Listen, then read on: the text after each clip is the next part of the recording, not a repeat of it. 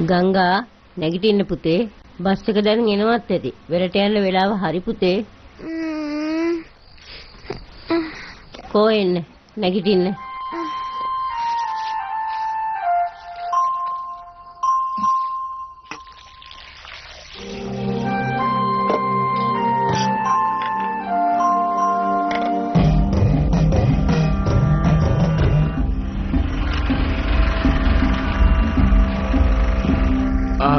ඉස්සරහට යන්න. ඉබ්බන් කරනවලා.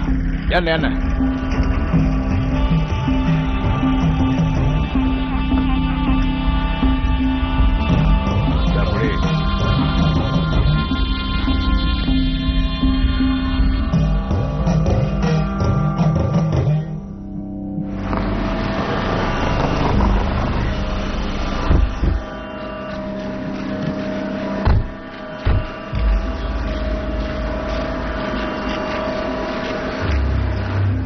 අයියේ කොහමද අයියේ? ඒ දරුණයා මේන්න. ඔයනක තමයි අපි බලන් හිටියේ. මොකෝ පරක්කුනේ එන්න. කොහොමද ඉතින් මගේ සහෝදරයාව කොහොමද? ඒයි ඔගනේ මාළු ටිකක් අල්ලන්න. හරි අයියේ. අපේ මාළු මිරිසුරු වෙලා කන්න ගොඩක් කැමති. ඉතින් මොනවද අරගෙන ආවේ? අයියේ මෙයාලට කොට කාලේ ටිකක් ළමයි නෑ. බාරයක් කරනුනිකෝ මං ඉතින් මේ එකන් ආවා. මේ යන බල්ලි ඔය වගේ දේවල් මං කරන්න කැමති නෑ. අනේ ප්ලීස් මේ කෝවිල ගැන අපේ නැන්ද ගොඩාක් දේවල් කිව්වා. ඒකමයි අපි ආවේ. ඒක මෙතන කරන්න බෑ. ටවුන් එකේ ලොකු කෝවිලක් තියෙනවා. එතන කරන්න පුළුවන්. අයියේ මෙහෙම කියන්නේ. මෙයාලා පව් නේද? මේ යන්න. ඔයාගේ ෆෝන් එක දෙන්නකෝ. ඕෆ් කරලා දෙන්න. මෙන්න. මේ හැම එකම මම මෙතන තියලා යන්නේ. කිසිම දෙයක් අරගෙන යන්නේ නෑ එතනට. මන්සූර් මේක ගැන බලන්න.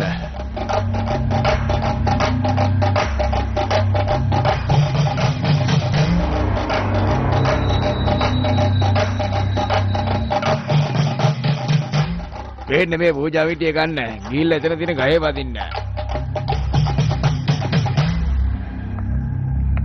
ඇයි බල්ලෝ ඒ කැම ටිකක් කාලා ලැජෙන්න දෝ බෙදාගෙන කන්න. අයියේ කාපන් මේ මොකද අයියේ කිව්වම කාපන්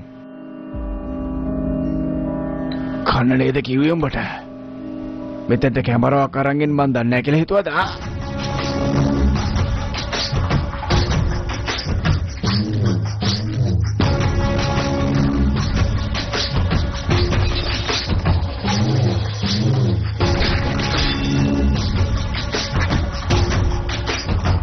මේක හදන ඔච්චර අදහස් කරන කෙනෙක් නම් මේක ගැන හිතන්න තිබ්බ නේද උෂාරාණි මේ කෝවිලේ පපු මහත්තයා එයා මට ලියුමක් කියවලා තිබ්බස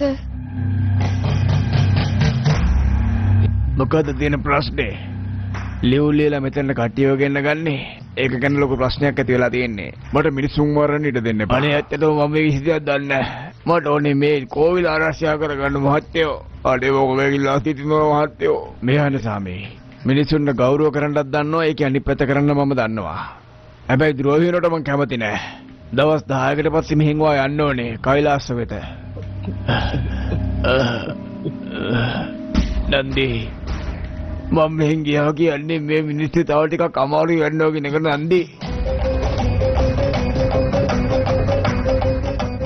නන්දි මේක හරියට විසඳන්න ඕන මගේ ජීවිතේ වුණා මම දෙන්නම් නන්දි ඒ සිය දෙවියන් ආරක්ෂා කරන්නකෝ ආගේ යුද්ධේ කොම්ම නන්දි නේද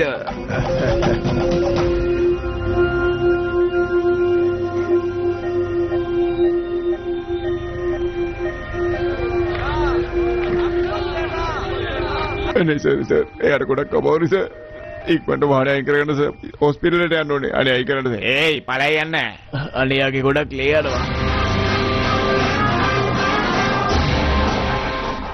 ඕක නවත්ත ගන්න බලන්න. තව මොනවාද මෙන්න happy birthday to you.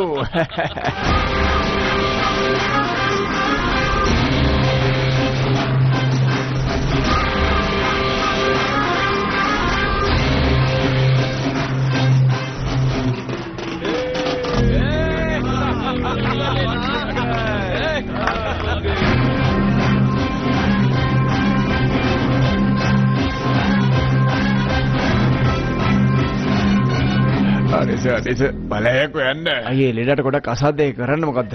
යන්න දෙන්න අපිට. විනාඩි 5ක් ඉන්න බෑද යකෝ. අයියේ විනාඩි 5ක් හිටියොත් එමේ ජීවිතේ අනතුරේ යාගේ අපිට යන්න දෙන්නකෝ. පැය භාගයක් යයි. එයි උඹ මොන වගේ මිනිහෙක්ද යකෝ? මං කවුද කියලා මොකද යකෝ උඹ?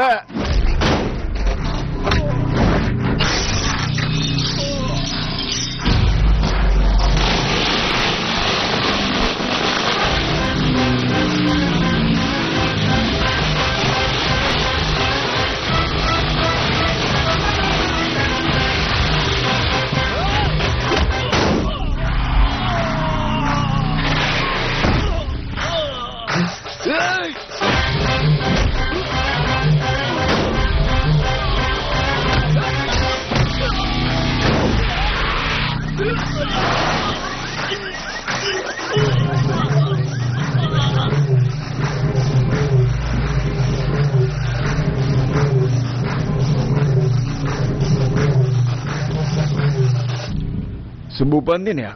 හැබැයි ඉතින් ලබනවද ගෙදර තවරන්න ඕනේ හරි. බොරු එකක් නේ බං. අලුත් එකක් දාගනින්. චේ.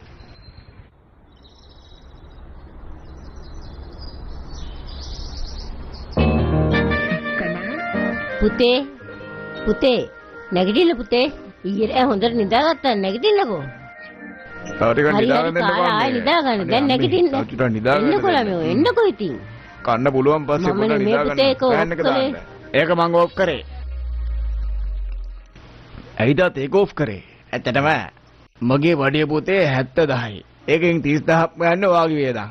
ඔයා රස්සාවක් හොයා ගන්නකම් හවස 7 ඉඳන් උදේ 7 දක්වා පමණයි පෑන් එක දාන්න පුළුවන්. ඇයිදාත් එහෙම කරන්නේ? ඔයා මොන හරි බිව්වාම අනුන්ට ගහන්න යන එක නවත්තලා ගෙදරදී කියලා. හැබැයි ඉතින් ඔයා එහෙම කරා මට අමාරුයි. මේ මහත්තයා. ඇයි දන්නවද එයාලට ගැහුවේ? අම්මේ. අනේ මේ මං ඔයාලගේ නාට්‍ය දැකලා තියෙනවනේ. ඔය කඳුළු පිහදගනි. මට පරක් වෙනවා වැඩට යන්න. තාත්තේ මේක ගෙදරද හොස්ටල් එකක්ද? කැමති විදිහට හිතා ගන්න. ඕන්න අම්මගෙන් ගහන්නකෝ. මෙයාට කියලා දෙන්නකෝ. විහිළුවක් වුණාද? මට පරක් වෙලා තින්නේ. යන්න. එන්න. අම්මේ. මම රෝහලට එන්න ටිකක් පරක්කු වෙයි. අපේ මල්ලි ගෙනෙට්ට ගහලා. තාත්තා කොට තරහෙන් ඉන්නේ. ටිකක් පරක්කු වෙයි මං එනකොට. මේ අකා එළියට බැස්සොත් එහෙම අනිවාර්යයෙන්ම වලියක් දාගෙන